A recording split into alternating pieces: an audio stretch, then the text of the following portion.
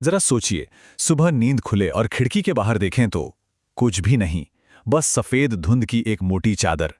पिछले 48 घंटों से उत्तर भारत का कुछ ऐसा ही हाल है। एक घने कोहरे ने पूरे इलाके को अपनी गिरफ्त में ले लिया है और ऐसा लग रहा है मानो सब कुछ ठहर सा गया है। पिछले 2 दिनों से उत्तर भारत के ज्यादातर हिस्सों में सुबह के वक्त एक अजीब सा सन्नाटा पसरा हुआ है। इसकी वजह है जीरो विजिबिलिटी। कोहरा इतना घना था कि सच में ऐसा लगा जैसे दुनिया थम सी गई हो। और जब हम कह रहे हैं जीरो विजिबिलिटी, तो इसका मतलब क्या है? देखिए, भारतीय मौसम विज्ञान विभाग यानी IMD के हिसाब से दिल्ली NCR, पंजाब और हरियाणा जैसे इलाकों में विजिबिलिटी 50 मीटर से भी कम हो गई थी। सोचकर देखिए, अपने घर से कुछ ही कदम दूर क्या है वो भी साफ नजर नहीं आ रहा था। तो सवाल ये उठता है कि आखिर ये कोहरे की चादर है क्या और ये इतनी बड़ी मुसीबत क्यों बन गई है?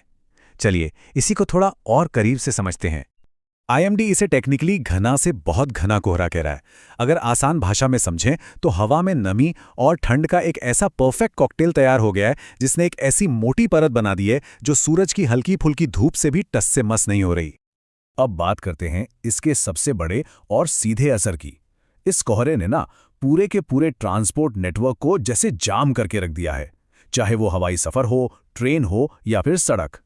जो लोग हवाई सफर करने वाले थे उनके लिए तो ये किसी बुरे सपने से कम नहीं था। अकेले दिल्ली के IGI एयरपोर्ट पर 120 से ज्यादा फ्लाइट्स लेट हुईं, जिसकी वजह से हजारों यात्री घंटों तक एयरपोर्ट पर ही फंसे रहे।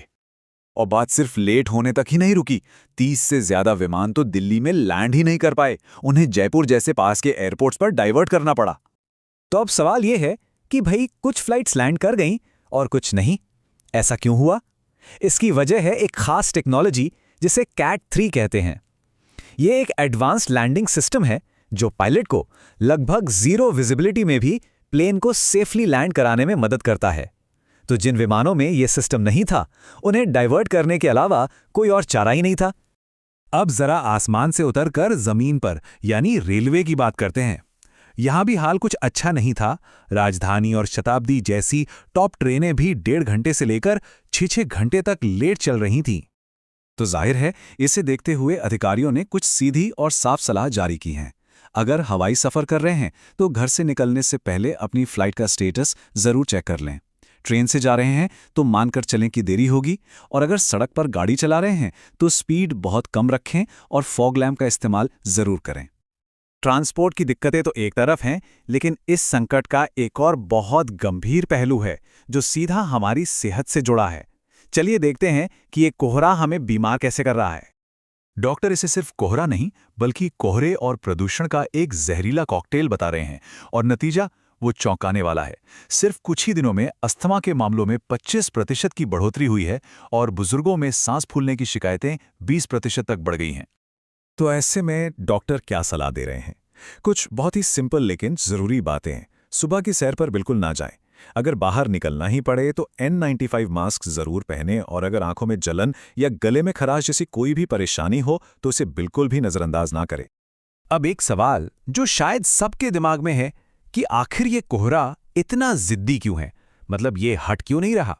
इसका जवाब साइंस में छिपा है। देखिए, घने कोहरे के लिए ना एक परफेक्ट रेसिपी होती है, और इस बार सारे के सारे इंग्रेडिएंट्स एक साथ आ गए। पहला, हवा में बहुत ज्यादा नमी। दूसरा, बिल्कुल शांत हवाएं जो इस नमी को कहीं उड़ने नहीं दे रही। और तीसरा और सबसे खतरनाक इंग्रेडिएंट, हमारे शहरों का प्रदूषण। धूल और धुएं के ये छोटे छोटे कण पानी की बूंदों के लिए एक चुंबक की तरह काम करते हैं और कोहरे को और भी घना और जहरीला बना देते हैं। तो अब आगे क्या हालात सुधरेंगे? चलिए जरा मौसम के पूर्वानुमान पर नजर डालते हैं और ये भी समझते हैं कि इस पूरी घटना से क्या सबक लिया जा सकता है। तो क्या हमें कोई फौरन राहत मिलने वाली है? IMD के मुताबिक अगले 2-3 दिन तो हालात कमोबेश ऐसे ही रहेंगे। हाँ, हफ्ते के बीच में एक वेस्टर्न डिस्टर्बेंस की वजह से थोड़ी राहत मिल सकती है, लेकिन ये शायद थोड़े वक्त के लिए ही हो। जनवरी में हमें ऐसी स्थितियों के लिए फिर से तैयार रहना पड़ सकता है। तो कुल मिलाकर बात यह है कि अगर सफ़र करना बहुत ही ज़रूरी है तो पूरी तैयारी के साथ निकलें। अपनी फ्लाइट या ट्रेन का स्टेटस लगातार चेक करते रहें, वक्त से थोड़ा ज़्यादा मार्जिन लेकर चलें, और हो सके तो रात में सफ़र करने से बचें। और अंत में एक सवाल जो हमें खुद से पूछना चाहिए क्या ये सिर्फ कुछ दिनों का खराब मौसम है, या फिर ये हमारे शहरों की प्लानिंग और बदलते पर्यावरण की तरफ से एक बड़ी चेतावनी है? इसका जवाब हमें और आपको मिलकर जल्दी ही खोजना होगा।